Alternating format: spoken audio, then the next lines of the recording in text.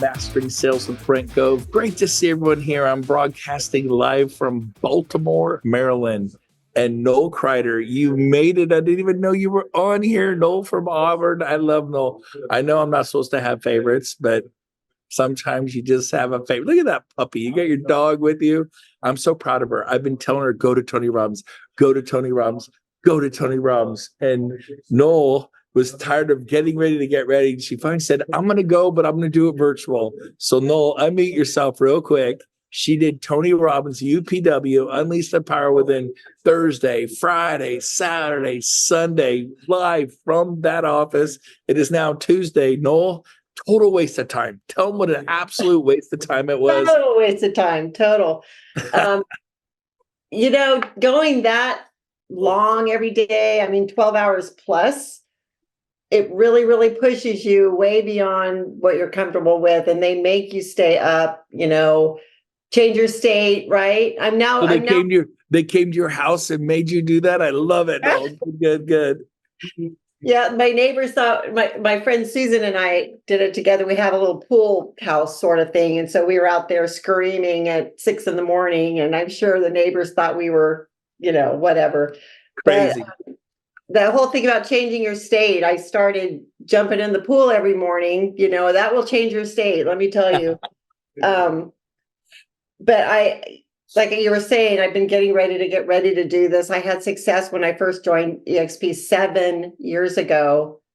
And I know I have it in me to do this. And I just keep getting ready to get ready, as you said. So my mind has changed, though. My brain has changed with this. So I'm really excited.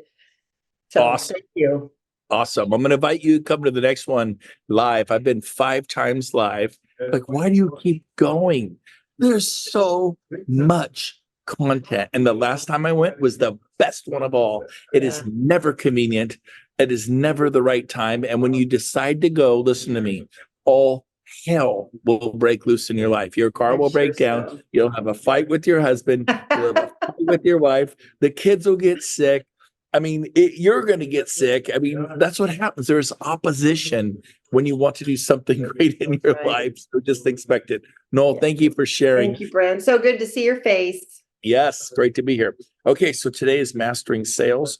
And so what I want to do is I want to cover one of my favorite things in the world. And this is going to be short and powerful. I want to remind you, any of you ever show property and there's just so many homes on the market, you don't know where to start.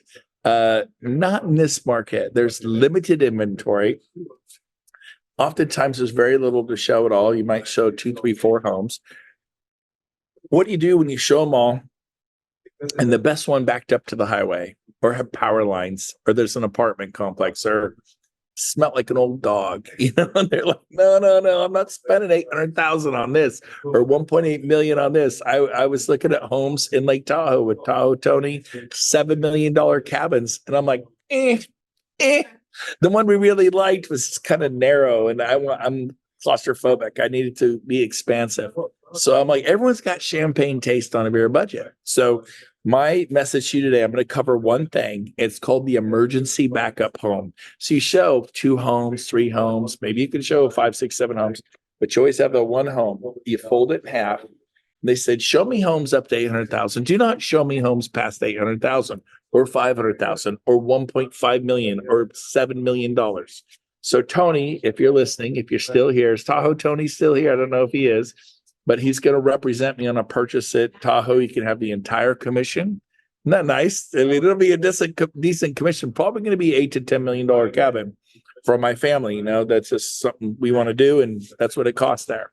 And so here's the bottom line: if he folded it in half, and he showed me homes, he did what I said, up to between 6 and 7 million.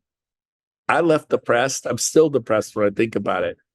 What if he goes, I'm going to look a little higher and go from 5, he said not over 5. Oh, I found a really nice one at 575.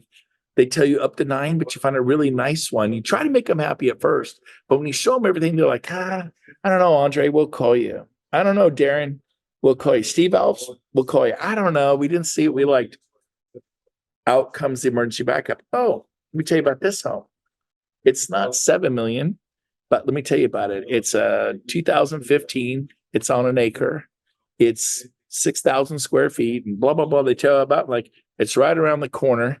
Didn't quite fit your criteria. And I'll explain more about that later. But I told the owners we might come by in case this happened because I don't think you found your forever home today, did you? No, we didn't. It's right around the corner. You want to see it? Yeah, let's go. We go in. Oh my gosh, I love it. How come this home wasn't on my Zillow feed?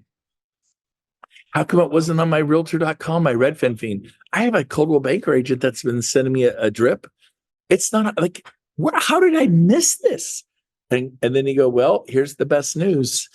The reason you missed it is because it's 575 and you said not to show your home was over 5. Now here's my plan. We're going to offer 475 and we're going to go back and forth the seller. And my goal is to get the seller to offer under 5. Would you pay 475 for this house? Oh my gosh, all day, every day. Would you pay up to 5 all day, every day? I love it. We love it. It's so good. It has everything. See order takers. And I think 98% of agents out there are order takers. They do what they're told. And I'm not picking on Tony. I love Tony with all my heart, but he did what I told. Even I have a budget. Mike, I was comfortable with 6 to 7 million. I don't want to spend between 7 to 10 million dollars, right? But guess what? If he had just pulled out the emergency backup home, even on me in Incline Village, and go, looky what I found. And I go, this is it. Oh my gosh. How come I didn't find it? Because it's $7,950,000. It's almost $8 million. You think, oh, they'll never do that. I cannot tell you, why I sold a lot of real estate? Because people would show property up to 5. They always have what price range you shop them. Well, we're looking between 6 and 800,000. So you show them homes between 6 and 8, and you can't make them happy. 6 and 8, 6 and 8. I show them between 8 and 9, 8 and 9, 8 and 9. I do 6 to 8. If we make them happy, I write the offer. But oftentimes with so little inventory, up to 1.3. I show that they hate everything. I go, I got this one you might want to take a look at. I don't tell them it's 1.4 or 1,039,000. I read it to them. It's got a 4-car garage. I know you want a third of an acre. It's 2/3 of an acre. You wanted a view. We have the same view. This one's actually got a view. It's right around the corner. You want to take a peek? Didn't quite fit your criteria. And I'll tell you more about that later. But let's go look at it. They get inside it. Oh my gosh. I love it. How much is it? Well, it's 1,475,000. See, while everyone's going up to 5 or up to 8 or up to 1,400,000, I'm going 5 to 6, 8 to 9, and 1,400,000 to 1,500,000. Are the homes I'm going to show them nicer than the homes everybody else has been showing them? Yes. Will they pay more? Absolutely. Now, here's the deal. We go 100,000 under. And I always say, hey, Kevin Dibble, Kevin, are your sellers? Kevin, unmute yourself. Did I pronounce your last name properly? Good enough. How do you say it? D-ball. D-ball. So Kevin D-ball. Kevin, are your sellers absolutely stuck on 1.4 million? I'd love to say it to listing agents. I mean, just they won't budge a penny. And I shut up. What would you say to me, Kevin? Give us an offer we can't refuse and we'll talk turkey. Okay, good. So your sellers are negotiable. See how I answer that? He didn't say it. But I'm like, I just translated whatever he's going to say. Usually I go, yeah, I mean, I guess they're not stuck on it. I said, great news. Neither is my buyer. So Kevin, here's what we're going to do. We're going to offer you a 10-day close as is. We're putting up a $50,000 earnest money deposit. And we're going to let your sellers move out in 40 days because we know they can't pack up and be done in 10. But Kevin, you're going to get paid in 10 days. I'm going to get paid in 10 days. I'm super excited about that. And hopefully you are too. But make sure your sellers know, more importantly, they get their proceeds in 10 days. And then they go skipping out in 30 days. So we're going to close it in 10 days. The only issue is my offer is phenomenal. That we're not going to charge them rent for 30 days or 45 days. We're not going to charge a security deposit. We're going to buy it as is. We're going to ask them to fix nothing. We're going to hit the easy button. We're going to close in 10 days.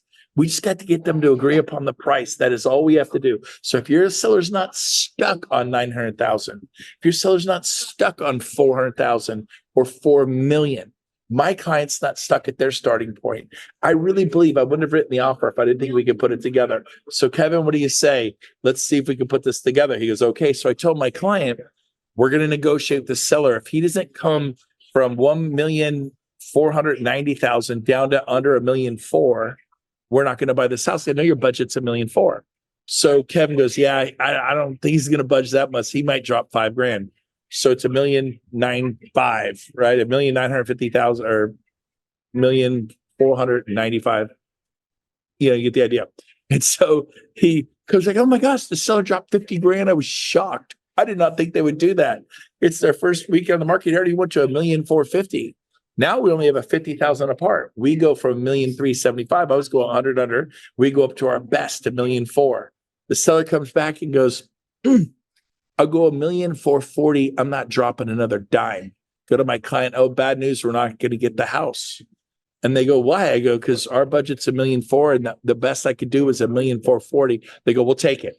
Well, I mean, just like that, they snap it up because they love it. It's not unlike anything they've ever seen. It happens at 540. It happens at 840. They go, I've had this happen. Up to 9, don't you dare show me anything over 9. But I'm looking, I can't. Champagne taste on a beer budget. So I find one at 975. There it is. I go, I got one. It's right around the corner. You want to peek? It didn't quite fit your criteria. I'll explain more about that later. Let's go look at the house. If they look, they buy. If they look, they buy. Oh my gosh, I got to have it. And I go, here's my strategy. We're going to offer 100,000 less. And if they don't, instead of 975, we're going to 875. Would you pay? Oh man, I get my right arm for 875. Would you pay 9? Oh, I pay 9. This is awesome. We love this house. I said, okay, let's get going. Let's make an offer. 10-day close, 30-day rent back, no charge, no security deposit, huge earnest money deposit, 50 grand. It's free. You were going to put 200,000 down instead of putting 10 or 20 grand and bringing in 180, 190. Let's put up 50 and bring in 150. It's the same 200,000. Doesn't cost you anything. Okay, let's do it. And you get in there and you start going. And then Andy Zhang goes, well, and Kevin DeBoll says, oh, bad news. We get another offer coming in. They countered full price. So I called my clients, hey, bad news. They got another offer coming in. That house is hotter than a pistol. So that they countered full price. And guess what they say? I've had this happen so many times. We'll take it like that. We'll take it. We'll pay full price. Now, everybody's been showing them up to 1.4, up to 7 million, up to 400,000, up to 600,000, up to 800,000. You want to do that. Don't not do that. But when you can't make them happy, and trust me, in this market with such limited inventory and a seller's market, it's tough to make them happy. Where you will really make your money is when you show, how do I explain this? They want to live in Roseville and Rockland, 2 nice suburbs of Sacramento.